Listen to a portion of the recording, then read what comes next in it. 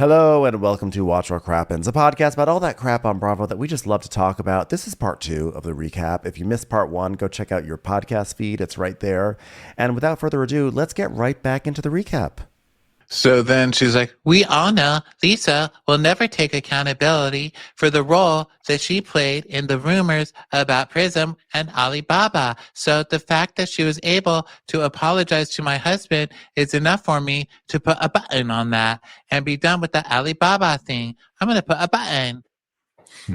Hello, ma'am. We found a Prism button in the trash can at our hotel in Milwaukee. Did this belong to you? Oh my God, she threw away the button.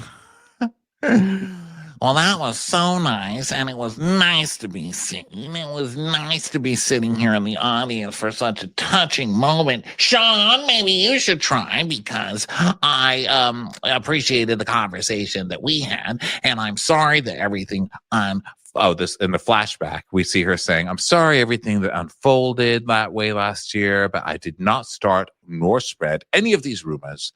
And it was hurtful to me, in all honesty, when you used my son and said that I was playing him as a pawn to deflect from something I didn't even do to begin with. He's a toddler and just learned to eat mashed carrots. How dare you? Well, to me, it did look like you corroborated and had something to do with it, if not perpetuated. Look, I used corroborated and perpetuated in the same sentence. I'm winning. Sean has a gripe. I think that I don't like Sean being like, I hate you, Meredith. Like, Sean's acting like a little wuss in this episode. I don't like it. But I do think that Sean has a gripe here. I mean, obviously, that was so low what they did last year. It was being like, we heard your husband was banging other men. But that was Monica who did that. Now, did Meredith kind of cheer her on? Sure. So I can get why he's mad. But I don't know. I'm still on Meredith's side, even though I think she's wrong. Well, Meredith does one of Meredith's signature moves is that she says something big like, you want to go to the real husband? Or we can talk about the husband. You don't know what I've heard. I've heard things. And then she insinuates that she's sitting on top of a nuclear bomb, but she's not going to set it off. So then when someone else sets it off, usually Whitney, because she usually falls into the trap, then the stink comes back to Meredith, because it seems like she maybe had this information and sent it through Whitney. And then Meredith on the reunions always has to say, oh, no, I'm just saying I had heard things. I heard he likes to go to Jamba Juice. That's it. And I don't know why I'm being persecuted when I've got a toddler at home. So that's what she's doing. I don't even know what my point is anymore. She's always kind of part of it. I mean, she was kind of part of it, but they all were. I mean, I don't think anybody really escapes from this one. And still, for the husband to be going around and using, and he didn't even technically say her son, using her son, but saying she's leveraging the LGBT community against me to make a point. But I don't know. I think they were all wrong in that situation, but I'm still anti-Sean in this situation because I don't like husbands doing interviews and complaining about the housewives. Stay in your lane, He was understandably annoyed that there were rumors going around on the show that he was banging guys, and Meredith was like, look, I had nothing to do with it. His frustration, when he said that she was leveraging Brooks being gay as part of the argument, I feel like that's not a strong point to make in the first place. It's I guess he's saying that she's hiding behind the fact that her son is gay, so therefore she cannot. Well, she was kind of saying why would I do it? Worth your blame. I think she was saying why would I do that? I have a gay son, and I know it was difficult when rumors are going around about your son, because that was her storyline. Was that Jen Shaw was outing her son when her son wasn't ready to come out of the closet yet, and that was really uncool. So she's saying, I get the outing thing because I have a gay son. I would never out somebody else. So I think it was kind of valid of her to say that, because she does have a gay son, and that was her storyline. Now that I say it, I just won her case for her in my court of law. No, it is 100% valid for her to say it. And I think that I think what Sean was trying to say, because I have to say, sometimes the things that Sean says don't totally make sense. But I think what he was trying to say either. Yeah, you're right. Yeah, he's not great. He's got so a good cute. body. He was got a good body. That might be quiet. Just be quiet, Yeah, that's where the emphasis in his life is. And so I think that maybe what he was saying is that she was getting out of jail for free because she was saying, what? I would never do this. My son is gay. And then Meredith, though, at just the mere mention of Brooks, or the reference to Brooks, is like, how could you mention my toddler? So then, like, so like Meredith is I do also feel like Meredith is definitely what is it, like, in for a penny, in for a pound, or whatever. Like, she's like, oh, I have a way, I'm gonna like really use this. Like, oh, how could you say this about the children have nothing to do with it? And he's like, whoa. Because what the truth is, that when Lisa said to Angie, like, oh, okay, fine, you're just gonna hang up and like talk to Electra, considering how angry Meredith is about like Brooks being referenced, you would think that then she might also say something to Lisa about the fact that Lisa blatantly brought Electra into the situation on her terms. The point is this: any housewife is always going to use their kids for an excuse to get mad at someone else. Especially this season. It's the whole season. So Meredith is basically like, look, we walked away from that conversation, but I apologized to you and I didn't even do anything. And you didn't apologize to me. And I don't like that. Like, I walked away. I was hurt. You said something about my toddler. And so he's like, but here's the thing. One of my biggest pet peeves is when I walked away from that conversation, I thought we were good. So now we're not good. You just mentioned her name in the people you don't like game. Of course you're not good. Like, why are you acting like, oh, we're so good? You just brought up her name and that people, my wife doesn't like things. So why are you acting like that? You don't be so passive aggressive. Exactly. And also, by the way, this point that you're making, Sean, is not an interesting or new point. Okay. Like, that has nothing to do with what she is bringing to you. By the way, regardless of what you feel about whether Meredith is exploiting this, or maybe exploiting is the wrong word, but she is definitely very, very upset over what seems to be just like a passing reference to Brooks. But that being said, she's bringing it, and she's brought it to Sean twice now, actually quite calmly and maturely, believe it or not. And Sean is like, well, I thought we were good and now we're not good. Like, what, here I was all ready to rejoin the Meredith Marks Yas Queen Club, and now I find out I still have another page left in the application.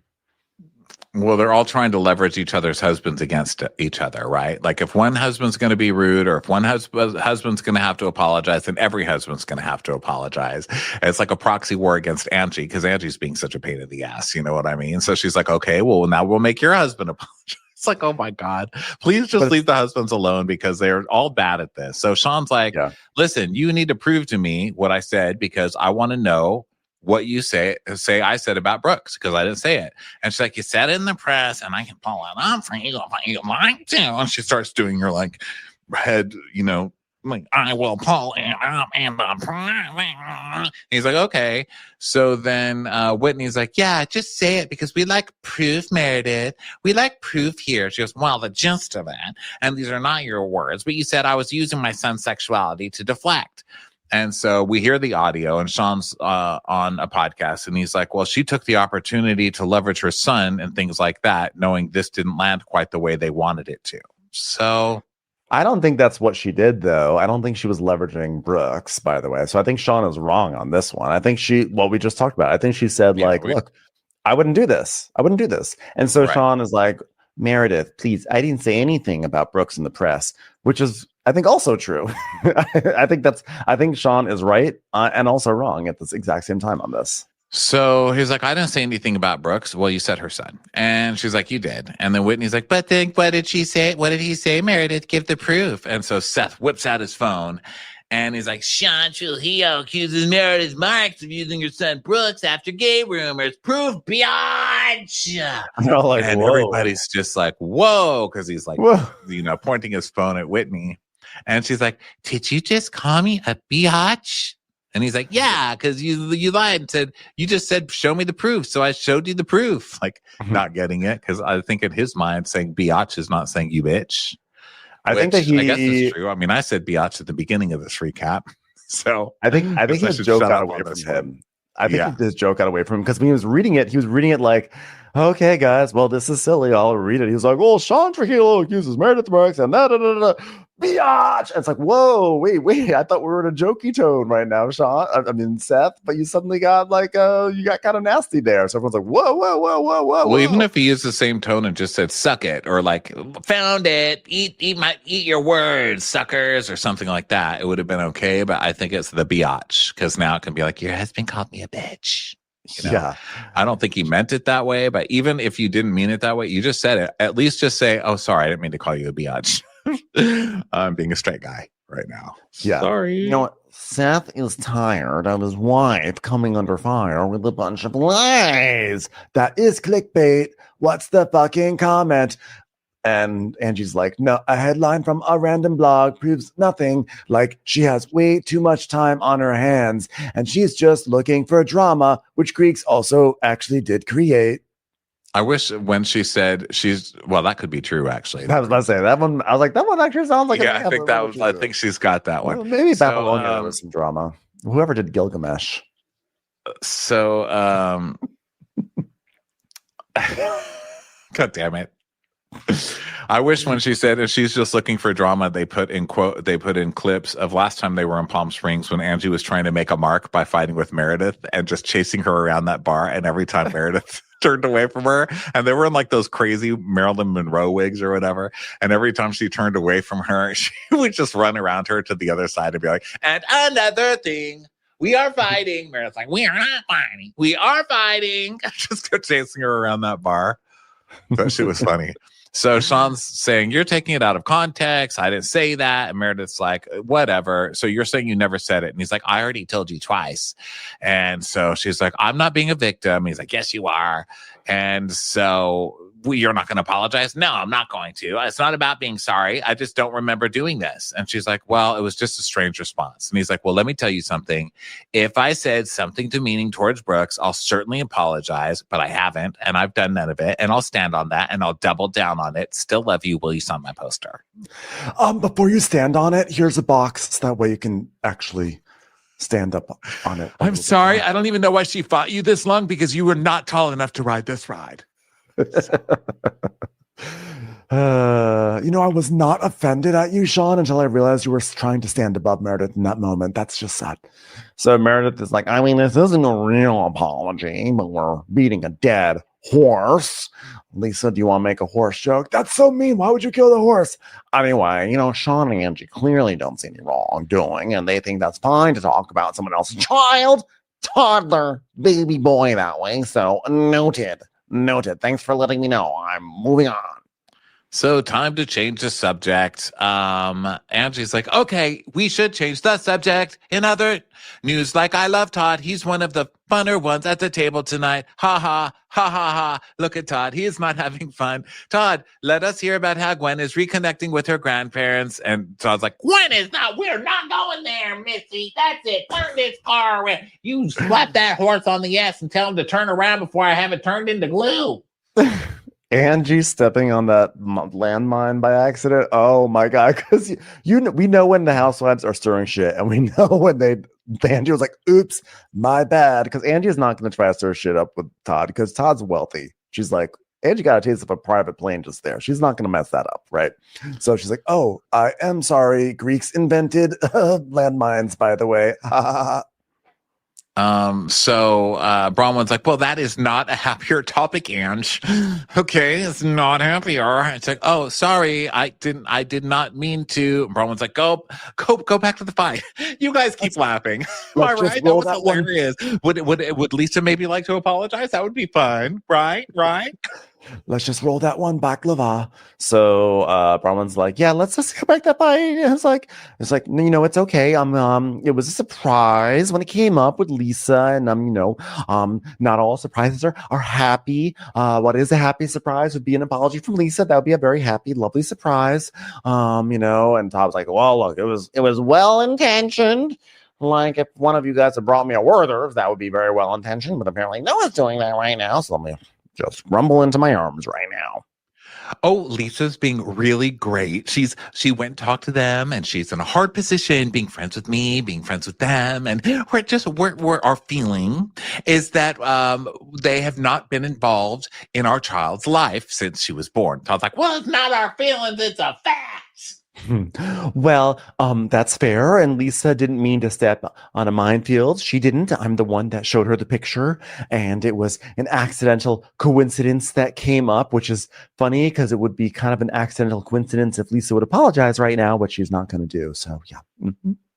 So Todd's like, we're done here. It's not a field we're walking into. This ain't going to happen. This is over. This is like the Carter presidency. Done.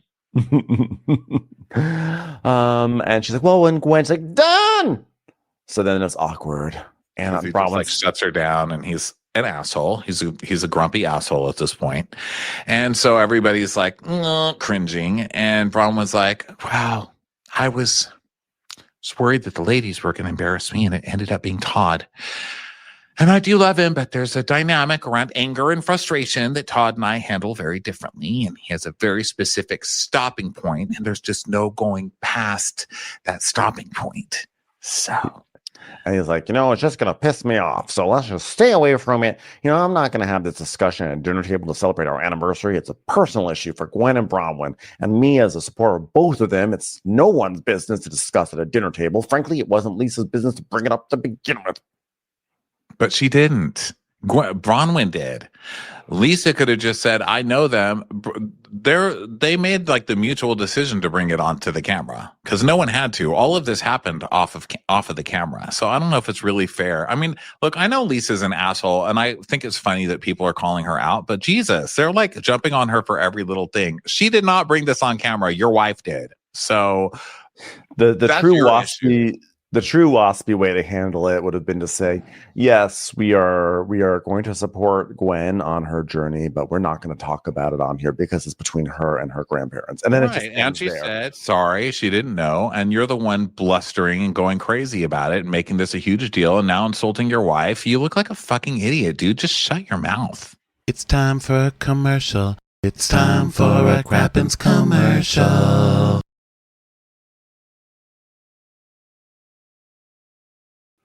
So, Bronwyn's like, no, Todd is very protective of Gwen and I. And so, he's protective. It's also after 8:30, so he's a little grumpier.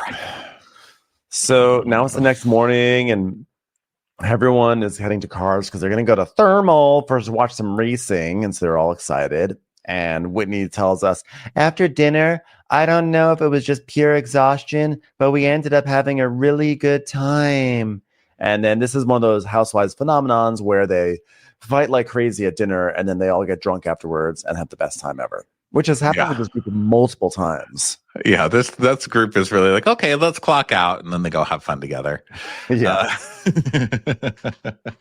And Whitney especially is just like, okay, I won't start shit with anybody today. Let's just go have fun. Because most of the times our fighting is because Whitney's starting shit, So it's like Whitney decides to take a break and they can all have a good time. But it's nice to watch. And so then Bronwyn, now it's race time to go to the race. And Bronwyn's like, wow, bringing the girls to a race would be amazing of us in the first place. But this is a VIP. I mean, this is crazy. We're so rich. We know a famous race car driver. The girls are going to get to meet the famous race car driver. Their lives are about to change. You're welcome, girls. You're welcome. Hopefully, around the track, we've paid somebody. I don't know if they're going to have time to paint it, but it's going to say, apologize to Bronwyn, Lisa. Just apologize to Bronwyn. That's really what I'm hoping to get out of this race. Yeah. And then they meet this guy named Joseph, who's like a hot race car driver. So they're like, hi. And Seth is like, I gotta ask. Asking for a friend. Are you single? And Joseph's like, no, I'm married and I have a young daughter. And it's like, all right, well, I guess we'll have to tell Heather that she's out of luck. Biatch! Okay, Seth, you gotta really just rein that in. I'm gonna work on that. So they're like, wow, you're so hot. Lisa's like, you're gonna burn.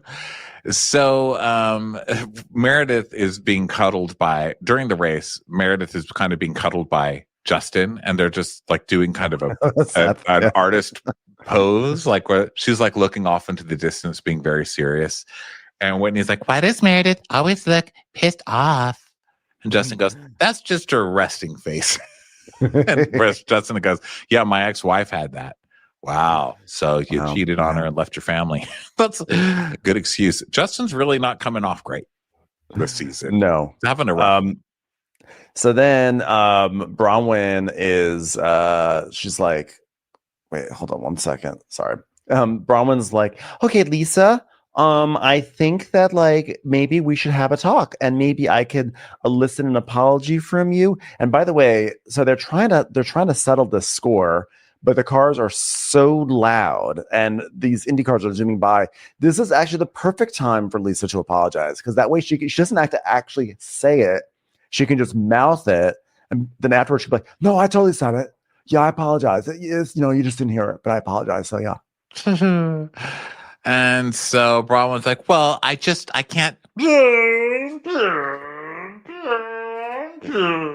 The cars are so loud. And she's like, "Well, I can't talk to you when there's cars here. Let's talk at the house.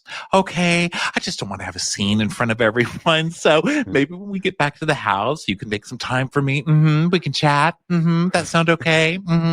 She does that like, "You're going to go ahead and cut these extra leaves off today like you agreed to do last time and you forgot to do before you left because I would hate to have to dock your pay. So you are going to take care of those front bushes? Okay. Don't forget, only use the green trash cans. Okay."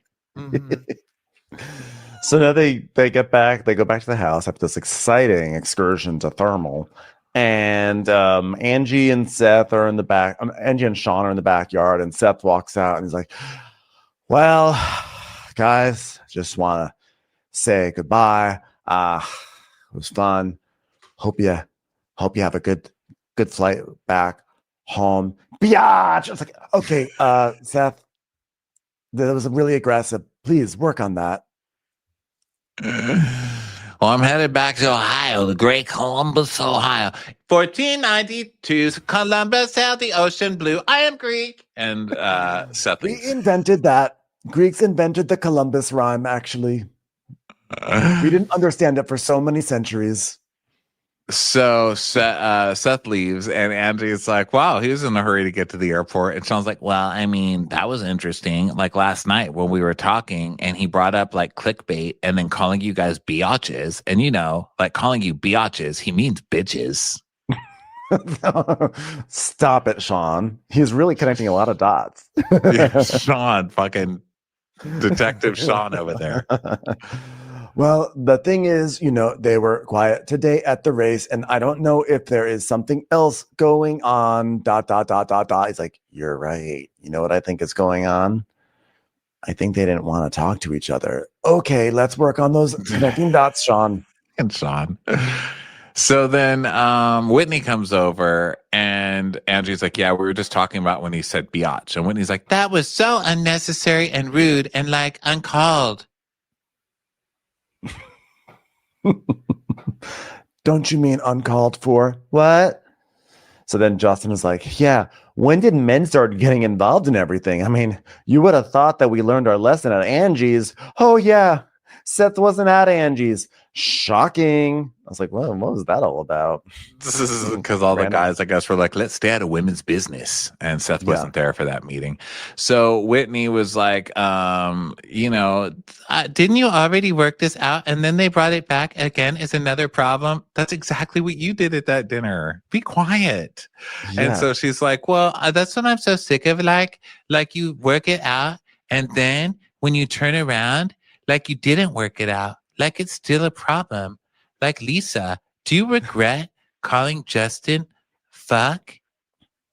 Like, how many times has Whitney been the person where like things have been like locked in and fine moving forward, and then she's like, "But I'm still angry about it. My vagina has still been exploited." Like literally the exploit my vagina thing was like Heather had said, "This is what it says. Are you okay with what it says?" "Yeah." 6 months later, "You exploited my vagina." I mean, Whitney is the queen of this. Such a hypocrite.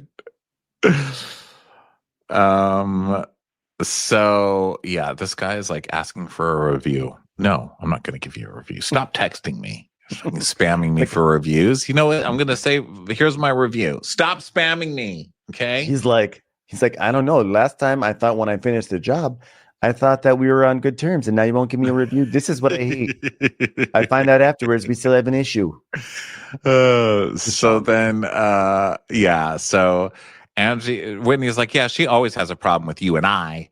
And Angie's like, yeah, I'm always extending the olive branch. I'm going to have to start slapping her with the olive branch. Ha ha, ha ha, ha ha. She is not taking the olive branch. It's like, do you want the olive branch or not? What if it's olive and a hummus? What if it's olive hummus? I'll throw in a Zorba I'm going to slap her with a Zorba. So it's actually funny because she mentioned olive branch several times without actually making a joke about Greeks. I was like, this is your setup. It's like, hey, my wife likes to do reverse cowgirl. That's Greek. But it's like olives, nothing. Okay, sure. So now we have Meredith and Seth in the room, and Seth's like, so I gotta get out of here, honey. I know I delayed the flight, so are we cool? Like this traveling, is it okay? Like, well, it's a law, and I'm not loving it, but it's what you have to do. It's what you have to do. Exactly. Well, I actually gotta fly in the Minneapolis. What? Do you hear my chair squeaking a lot? I got a brand new chair. No. I feel like it's nothing but creaking. No. Okay. Oh yeah, I hear it. Yeah, I hear it like that, but I think we talk so much that I don't hear it. I've got a creaky chair too. There's like no escaping it. I've tried so many chairs; they all creak. I'm just a big person who likes to tilt and swing and. Well, it's just that when I do Meredith voice, I really throw my whole body into it. I'm like, wow, like I'm just doing everything on here, shaking my head, and I noticed that my chair like. Yeah, you can get cricked up doing a little Meredith action. Happens to the best of us. So Angie's like, oh yeah, so now we're with Seth and Meredith. Yeah, and so he's like, well, I gotta fly to Minneapolis and then Columbus. We fix my call. And she goes, oh god, well, he did decide to stay longer and he's leaving before me. Now he has to go to a horrible place, Minneapolis, and then this. It's a much longer trip, but blah blah blah blah blah. I don't care. None of this makes any sense to me. I don't understand the problem in their marriage. I don't get it. She wants more Seth because if you remember season 1, he was always traveling, leaving her to raise a toddler by herself. But you want to hear what I learned in a comment on Reddit? That Seth's job is to kind of go into companies and help them prepare for bankruptcy so that they can make as much profit as possible from the bankruptcy. And his most recent one was Big Lots. And that makes me really not like him because, like, where's Big Lots? It's gone now. And Seth had something to do with that, And at the end of the day, Seth can seem like he's fun, seem like he's nice, maybe a little creepy, but, overall decent person. But you took Big Lots from me, Seth, and I don't know if we're okay, frankly. He took big lots from all of us. We used to have quite a big lot, and now we have a small lot, Seth, so thanks a lot. Or not. I can say that because I have a gay son. Wait a minute. Shut up, Sean. I'm not You're leveraging the LGBTQ community against big lots. I'm sorry. Sean gets triggered by the phrase big lots. God. So, now Bronwyn finally pulls Lisa aside, and Lisa's trying to be, as cheery and chipper as possible. And so they're laughing at first. Bronwyn's like, how did I get so beat up on this trip? What did we do last night that I don't remember? It's so much fun. It must have been volleyball. Am I right? Well, I love it. So we've got to finish our talk. Okay. Now listen, if I didn't care about you, I would just put a wall up, right? Wouldn't I just put a wall up? But I'm not doing that because I care about you. So the wall's down. So go ahead and apologize. That's great. I'm waiting. Yeah, okay. Fine. Because I think me being friends with your friends has changed things between us. And I don't really know why. I'm like, well, actually, you could just end the sentence. You could just end it there. The first rule of friends is that when your friend meets your other friends, drama always happens. Like, that's like the first rule of friend groups, right? So Lisa's like, yeah, but like, how do you feel like it's changing things? Because like, can I tell you how I feel? Okay. So I had a conversation with Heather because I felt like Heather was like upset. She's like, okay, well, here's my thing. I don't know what Heather did other than come and talk to you, but I sat in my house in tears. Can we roll footage of me crying amongst the dog shit? Anyone, please? And we just see Brahma being like, So cut back. And Bronwyn's like, and I know that you're saying that Heather was emotional and Heather was explaining her side, but Heather also dropped some bombs in there. I'm two-faced, I'm conniving, I'm mean. And that's nasty, Lisa. That's nasty thing. Well, you were kind of two-faced when you were mocking Whitney openly when you barely knew her. You were. Okay. Even though you told Whitney you were doing it, you said it in a much nicer tone than you were openly laughing at her and stuff in the car with. It wasn't really cool for Heather to take that back either. But for you to pretend like you did nothing is a little silly. And she's like, and I'm conniving and I'm mean. And that's not, and you excluded someone from the trip on their own goddamn show, which is kind of mean. So you're kind of. I don't think that was mean. I don't think that was mean of Brahma to do that. I think Brahma was like, this woman's talking shit. Like I had a shady moment, and Heather then went around and told everyone that I was being two-faced and mean and nasty, and like that's fucked up. But you know what though? Like maybe we can move forward. So I'm gonna talk to her, and I'm gonna be like, you know, sorry, I was messy with you with this shit, but also I want you to acknowledge that you were exaggerating like my intentions with my shady comment. And Heather's like, I don't have to sing for my supper. So I was like, fine, well then you don't get to come on the trip because I'm not going to have someone on the trip who's actively talking shit about me. So I don't think it was mean. I just think it was just I think it was mean. Although I think that Heather was wrong in the situation overall. I mean, I think Heather went way overboard, and Heather's doing it because it's just some newbie coming into the group and she's not going to take her shit basically, but she's losing this one badly. I think Bronwyn won that one. I think Bronwyn's just, her response is too big. It's too much. I think like I think she should have been like, hey, Heather, we started off on the wrong foot. I'm having a trip. I'd like you to come. I hope we can start over. And that's it. But this like constant demanding an apology, because that's what it was then too. It was Bronwyn like, I need an apology from you for this specific thing. It's the same pattern with Lisa. I need an apology from you right now for this specific thing. And if you don't use the right code words to give me this apology, you're going to pay for it.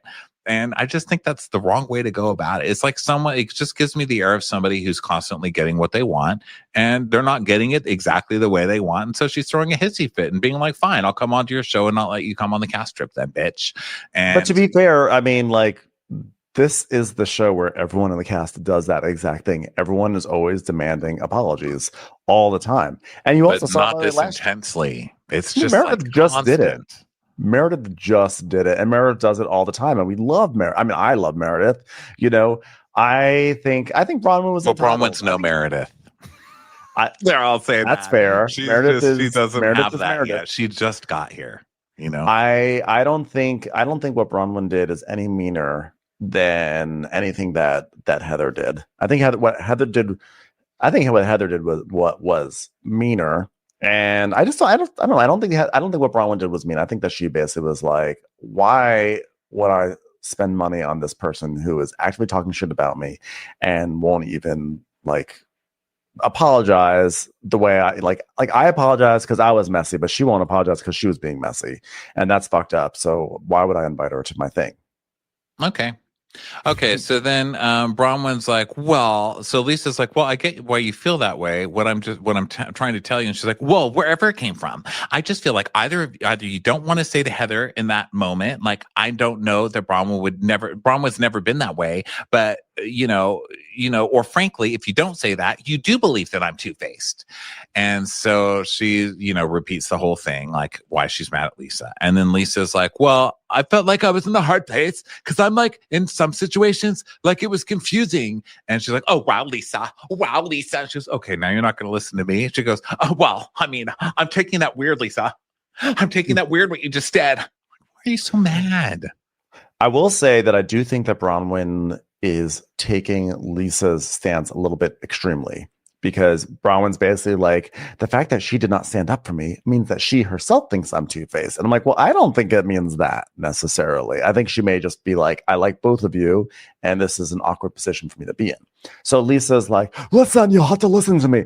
I feel like it was a confusing thing, and that's why it was like interpreted as like two-faced for Heather. And I feel like that like perceived in that way because of like your way of communicating and her way of communicating 100%. Am I out of jail yet? Do I get like another gift? Come on. And Bronwyn's like, but you know what those words say to me? Right now, I'm in a place with Heather where I'm more concerned about Heather's feelings than your feelings, and that's fine. You guys are in that place. And she's like, no, that's not. And she goes, well, I don't need you to be worried about my feelings, but I'm trying to tell them to you that I was crying that day, and I'm about on the verge of tears right now because I think you and I are in a place where you just can't say you're not two-faced. and Lisa's like, oh God. Lisa's like, oh God. And she's like, but your experience with me is not that I'm two-faced. That's kind of wild that you can't even agree to that. And Lisa's like, oh, I didn't say I would agree to it. It is kind of funny because Bronwyn has Lisa like sort of like Lisa does not know which way to go in this. You know, and Bronwyn's making up rules on what things mean. Like if you don't fight with Heather, then you're agreeing with Heather that I'm two-faced. And she's like, but I never said you were two-faced. That's not what it is. She goes, yes, the argument is you're calling me two-faced now. And it's like, well, what are you even talking about? She's like, see, you can't even deny it. It's like, what are you even talking about? Why are you so mad? You're just making up random rules to an argument and then getting mad when people don't follow them. But then it actually turns out Bronwyn's actually correct because Lisa says, you know, it's hard for me to answer that question because she's telling us, because I do think you are two-faced sometimes. So it's like, Bronwyn sussed it out. And she's like, and I just feel like I can't trust you 100%. And like, I hate that I'm in a position like, oh my God, get me out of this pool. Yeah. And so Lisa's like, well, okay, it was so shitty that she came to your house. This is how I feel. And that she left and you were crying. And I felt badly that you were upset. She goes, okay, thank you, Lisa. Just like the bottom line is, I do think there's a huge misunderstanding and 100%. And she goes, oh, no. End it at that. I feel badly for you. Don't go back to the misunderstanding. No more, Lisa. We don't baby Heather's feelings when she's not here. I will baby Heather's feelings myself when she and I work it out, Lisa. I just want to be a good friend to both of you. And Bronwyn's like, and I appreciate that, but it's got to feel a little bit more balanced. She's like, okay. And I feel like I feel like I'm being needy with you. And I'm like it's like I'm begging you to feel for me. And she's like, no. The bottom line is I'm here because I wanted to be here with you. Can I hug you? Can I touch with both my arms? Because the thing is this, you guys are really rich and I'm like really excited to go back on that private jet on the way back, right? Because we were definitely taking a private jet back to Salt Lake City, right? So she's like, can I hug you? Even though I know you hate hugs. And she goes, oh my God, I don't hate hugs. Everyone's acting like I'm a terrorist. You're terrible.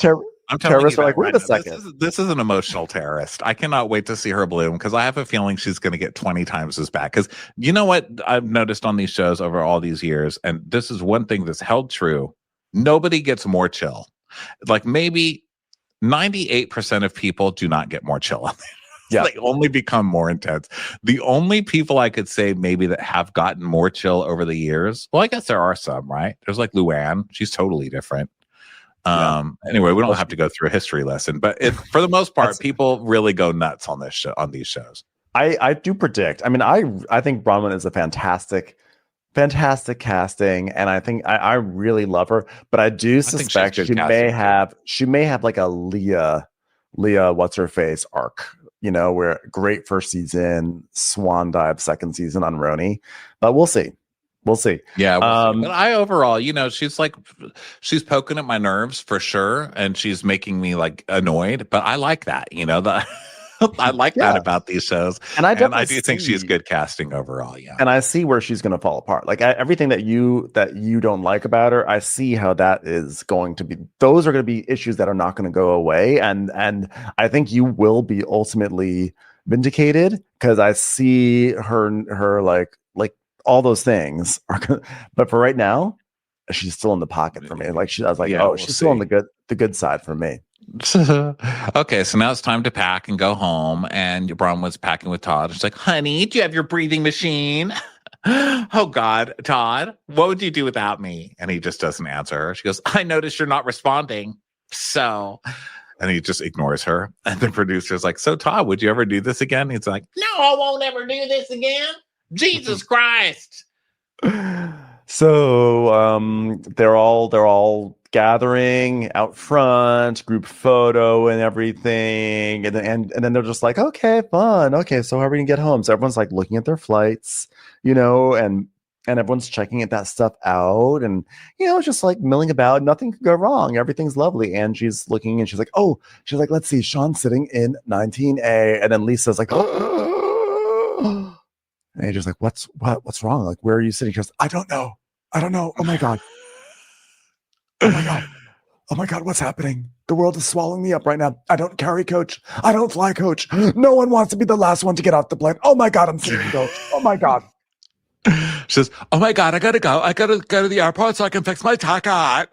And Angie's like, "You're not going to be able to fix your ticket. It's a small plane. You're never going to get to first class. At this point, I am Greek."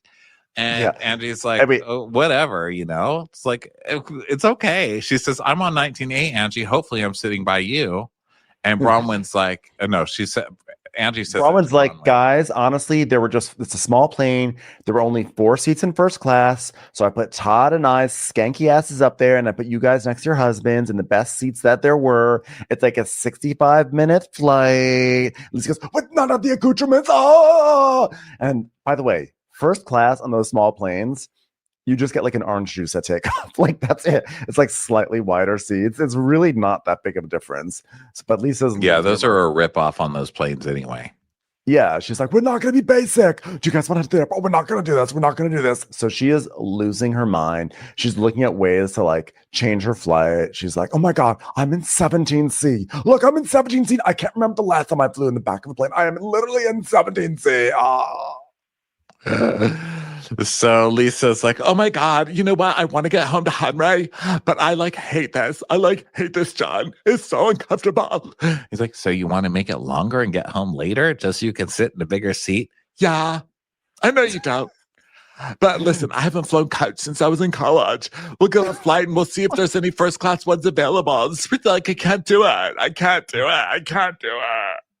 The larger context of this is that there was a little scene earlier when they're packing, and she's like, "Oh my God, I cannot wait to get home and just see Henry. I don't want to do anything but see Henry. I just miss our little boy. I hope he's doing well. God, I want to get home to Henry." And now she's like, "All right, how about this? We route through Miami and then back to Salt Lake City as long as it's all first class."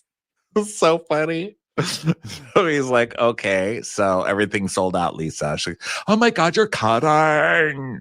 He goes, "Just close your eyes and imagine you're in first class." And she goes, and you think she's thinking of that. And she goes, "All right, well, worst case, we fly to LA and then we fly back to see Henry." I mean, it's not like there's an issue. She goes, "At least there's not an issue with Henry. He's just playing video games anyway." He's just stuck at home with no friends because they're all at someone else's birthday party. I would like never normally travel like that. Like everything else amazing. I would never, ever fly coach. And this is why no matter what, no matter how right everyone is going anti-Lisa in this entire episode, I don't care if they're even right. She is so fucking funny to me that I will always be on her side. That shit's hilarious. She is, no, I mean, Lisa. She means it. Magnificent. Lisa, Meredith, I mean, this whole cast. Anytime I'm they're just all great. Every single one. It's just a perfect cast. It doesn't matter. Like at the end of the day, regardless of like where we stand on any side of any of our stupid arguments about these people, I really love everyone on this cast. It is so good, and they just crack me up. All right, it's a good show. All right, everybody. Well, thanks so much for being here. We will be back tomorrow, probably enraged because it is Real Housewives of Orange County Day. So we'll be here for that. Time. Yeah, check that out. And thanks for being here for this special 2-part recap. These are always super fun to do. And we'll see you Monday night for a live crappy hour at 5:30 Pacific time with Kempire. Go subscribe, check him out while you can. Get a little taste before we get to the show. And we will talk to you next time. Bye, everybody. Bye. Watch What Crappens would like to thank its premium sponsors. Ain't no thing like Allison King. Ashley Savoni, she don't take no baloney. We're fanning out for Bethany Fannin. Put your hands together for Carly Clapp. Dana C. Dana Do. Aaron McNicholas, she don't miss no trickolas. Jamie, she has no last namey. Hava Nagila Weber. Know Your Worth with Jason Kurth. Sipped some scotch with Jessica Trotch. She's our favorite streamer, Caroline Peacock. Kristen the Piston Anderson. Rigging the funk, it's Leslie Plunkett. Let's give a kisserino to Lisa Lino. Let's get feely with Maggie Sheely. Megan Berg. You can't have a burger without the Berg. Cast a Spell with Shannon Spellman. The Bay Area Betches. Betches. And our super premium sponsors. Somebody get us 10 cc's of Betsy MD. We're taking the gold with Brenda Silva. Let's get real with Caitlin O'Neill.